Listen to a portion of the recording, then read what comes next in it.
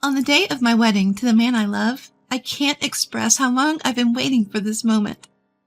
But storms can hit without warning. I'm sorry. I'm pregnant with his child. Surrounded by well-wishers, I was ready to pledge eternal love. On this sacred day, my own sister hit me with the cruelest revelation.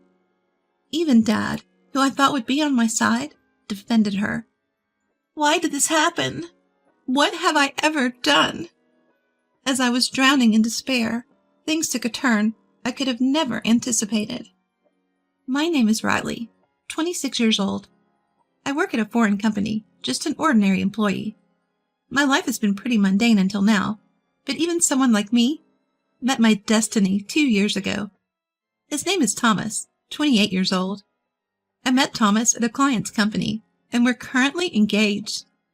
We started dating when Thomas made the first move. After a year and a half, he recently proposed. Thomas isn't just great at his job, he's also well respected. I was so proud to have Thomas as my fiancé. Today, I brought Thomas home for a family meeting. Having not been home for a few months, Mom and Lily greeted us warmly. Riley, it's been a while. To think you'd come to announce your wedding. Mom was quite surprised. Sorry about that. Work has been hectic. It's okay. Alexander is waiting inside. Thanks. Where's Mary? She's here, in her room. I see. Honestly, I don't want to see Mary. The truth is, I've never really liked her. Mary is my older sister. Even at 30, she doesn't work. Mary has always been beautiful, and she treated others very well.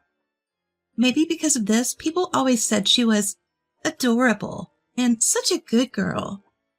As a result, she grew into an uncontrollable troublemaker. But the frustrating thing is, Mary's true nature only comes out around me. In front of our parents and relatives, she plays the role of a perfect little angel. My feelings towards Mary started to sour before I even entered elementary school. Even before that, as a child, I had my grievances with her. But one incident that stands out is my 5th birthday. On that day, my parents gave me the rabbit plushie I had wanted for so long. But right after, Mary burst into tears out of the blue. I wanted that plushie too. But Mary, didn't you say you didn't like bunnies? I do like them. You copied me. Riley, it's so unfair. No, that's not true. I've always loved bunnies. Liar. Riley, do you hate Mary that much? Mary sobbed uncontrollably, making the atmosphere tense. What made things even more complicated was that Dad, Alexander, doted on Mary excessively. Whenever Mary and I had a falling out, Dad always sided with Mary. Of course, this time was no different.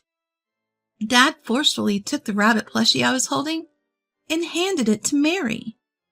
Dad, that's the one I just got. Listen, Riley, you're the younger sister. Mary comes first, so give it to her. But I've wanted that bunny for so long. We can get you another one for your birthday next year. Just bear with it this year. Fine. Mary, hiding behind Dad, smirked at me maliciously. I can't forget the look on her face from that moment. It was as if her eyes were telling me, that's what you get. A few days later, I found the plushie that Mary had taken, dirty and discarded in the trash. Crying, I went to Dad, but he dismissed me, saying, You're the younger sister. Deal with it. From then on, I gave up expecting anything from my family.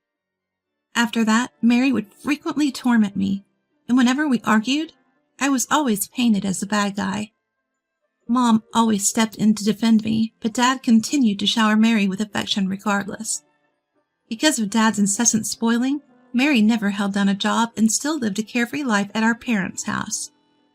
She would work part-time jobs briefly, only to quit soon after, and whenever she needed money, she'd beg Dad. Each time, without reprimanding her, he'd give her an allowance. Mom grew tired of Dad's behavior and stopped intervening. Because of our past, I despised Mary and didn't want to see her. The mere thought of her causing another scene filled me with dread. Despite my anxiety, I headed to the living room with Thomas, but only Dad was sitting on the couch. Mom prepared some coffee, and the conversation shifted from casual chit-chat to talk of the wedding. As we discussed the wedding date, I heard footsteps coming down from the upstairs staircase. Oh no, now? I'd prefer she not meet Thomas. But my fear quickly became a reality. Mary, wearing a revealing outfit, entered the living room. Feigning sweetness, she addressed me. Oh my, Riley, long time no see. Mary, we're discussing something important. Can you come back later? What's going on? Am I being excluded from some secret conversation? It's just about the wedding. The wedding? So the guy over there is your fiancé? Mary approached Thomas, saying sweetly, I'm Riley's sister, with a warm smile. Thomas seemed somewhat charmed by her. Fighting back my urge to shout, I stood up. In an attempt to suppress my anger, I left the living room and headed to the bathroom. Why does it always have to be like this? Mary's always in my way, and Thomas better not be falling for her. I took a few deep breaths to calm myself.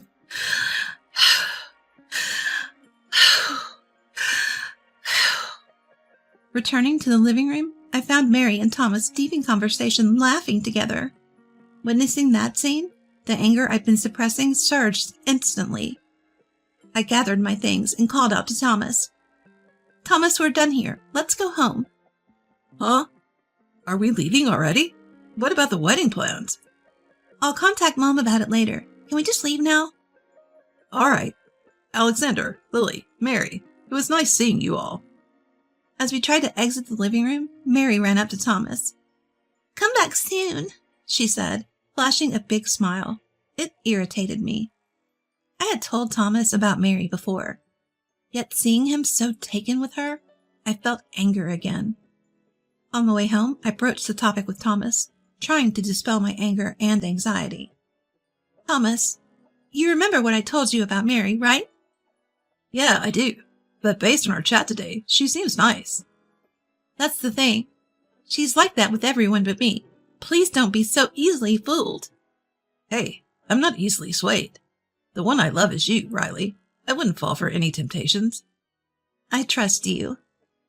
Yet, recalling Thomas's expression around Mary earlier, I still felt unease. I think we should avoid visiting my family home as much as possible after we're married. After that, we didn't discuss Mary and simply enjoyed our time together. Our wedding preparations were well underway, and I was too busy to dwell on anything else. Then the big day arrived. My wedding dress, which I'd tried on many times and finally chosen. Makeup slightly bolder than usual, and a subtle tiara. The once-in-a-lifetime event. The day I'd long dreamed of came faster than I thought. Thomas looked tense. Of course, I felt the same nerves. But more than that, I was overwhelmed with joy that we were finally becoming husband and wife. After the ceremony, as a whirlwind of emotions engulfed me, we transitioned to the reception venue. After the groom finished his speech and the meal began, suddenly, Mary, seated at the family table, broke down crying loudly.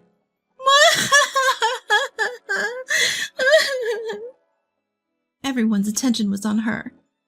When Dad asked her what was wrong, Mary dropped a bombshell. I have something to apologize to Riley for. Apologize? What are you? Riley, I'm so sorry. I'm pregnant with Thomas's child. What? I couldn't process this unexpected revelation.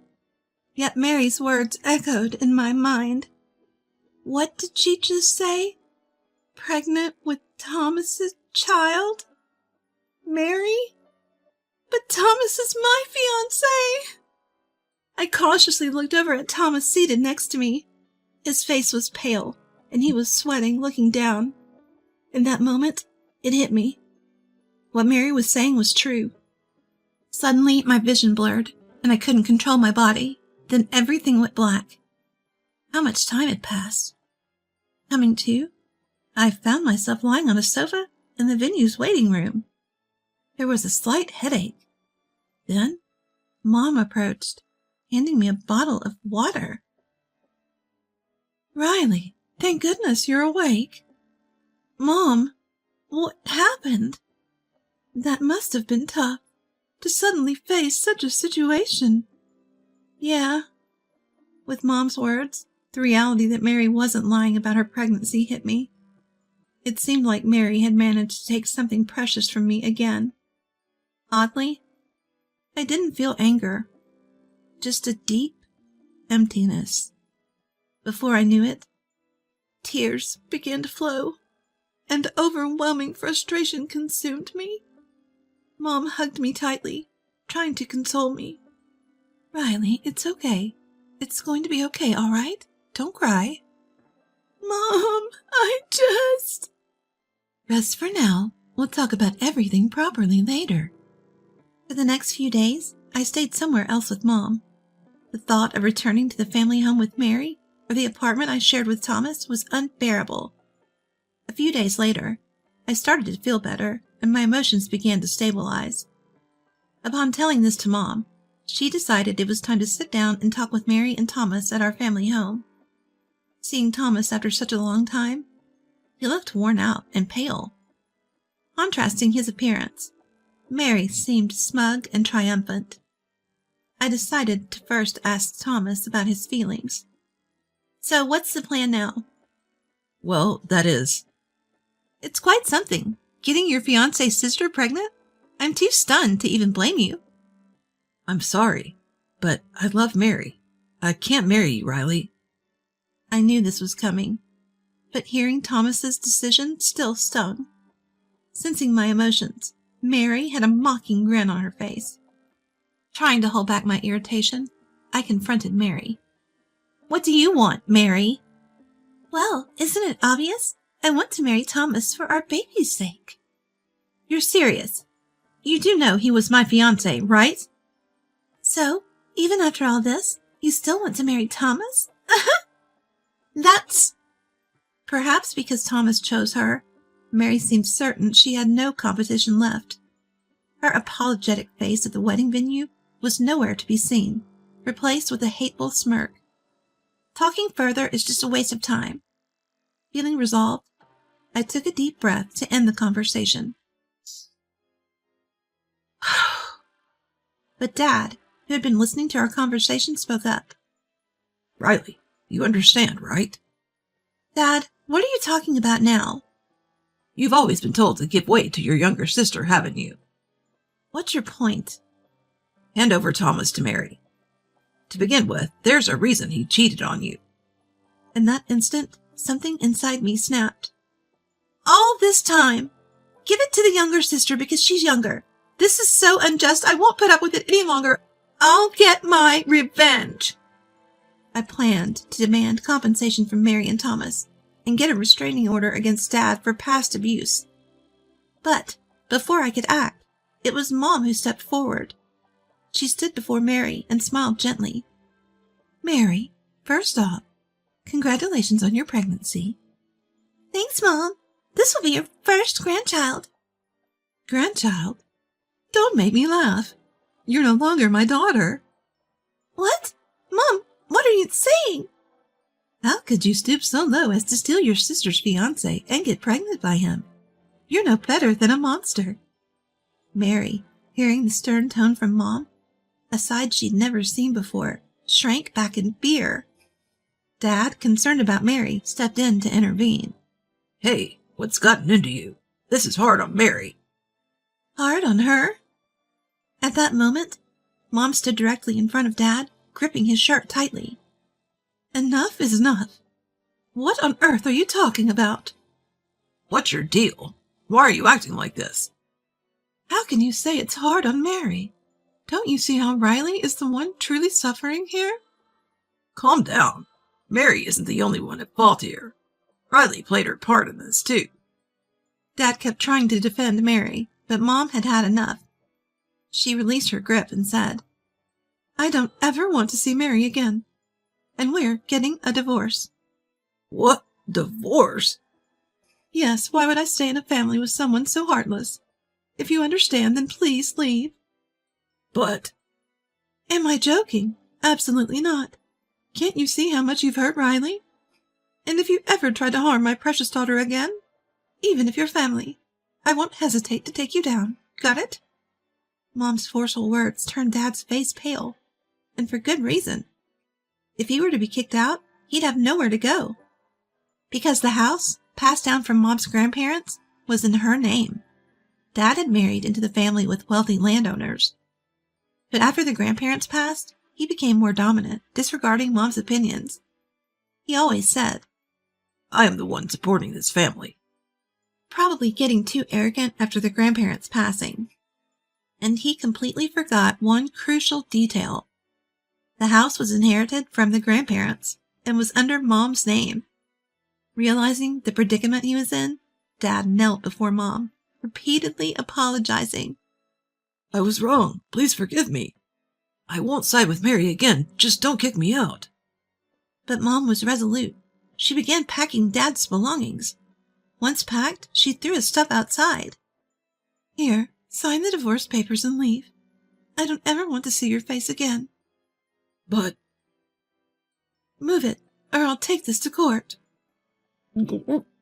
Startled by the word trial, Dad hurriedly began signing the divorce papers. He then loaded his numerous belongings into the car and left the house. Left behind in the room were Mary and my ex-fiancé, Thomas. Thomas looked overwhelmed by Mom and was trembling. How pathetic. Why did I ever consider marrying such a person? On the other hand, Mary seemed to have a smidge of arrogance left. I said to her very clearly, You know I'll be expecting full compensation from you. What? Compensation? We're sisters. Excuse me? Think that matters now? You stole my fiancé. That's a fact. But I can't believe you. I don't even have a job. Instead of apologizing, Mary was still trying to justify her actions. Seeing such a pitiful sight, I was utterly disgusted. Finally, I let loose, expressing all the resentment I'd been holding in. Stop making excuses. Whether you work or not, I don't care. Who's to blame for all of this? It's a result of your shameless affair. And after all the trouble you've caused, you still act so self-righteous. Wait, please. I apologize. Just please, no compensation. Sorry, so please forgive me? You think I'm a fool? Who would forgive with such a shallow apology? I've put up with your crap for years, but enough is enough. Being related to someone like you is just embarrassing. Got it? I won't show any mercy. No matter how much you cry or beg, I'll come after you with everything I've got. Mary broke down, begging and pleading. But of course, forgiveness wasn't an option. Like Dad, Mom packed up Mary's stuff and threw it outside. When Mary and Thomas were reluctant to leave, Mom and I forcibly evicted them. After that, Mom and Dad divorced. My engagement with Thomas was called off. I hired a lawyer and demanded compensation from Mary and Thomas. For Thomas, I required that he cover all the wedding expenses. Mary went into debt, and Thomas exhausted all his savings to pay the compensation. But word of Thomas's affair spread throughout his company, as colleagues were present at the ceremony. Consequently, he was shunned, and unable to bear the humiliation, he resigned. I wonder what kind of life awaits the unemployed couple, especially with a baby on the way. I don't wish ill on others, but in their case, I hope they face endless misfortunes. As for me, I moved out of the apartment I shared with Thomas and began to live with Mom. Spending time with Mom has been enriching. Surprisingly, I feel refreshed, despite the recent breakup. All thanks to Mom, who fiercely protected me. Will I ever love someone again? If I do find someone in the future, I hope there is someone who can make Mom proud.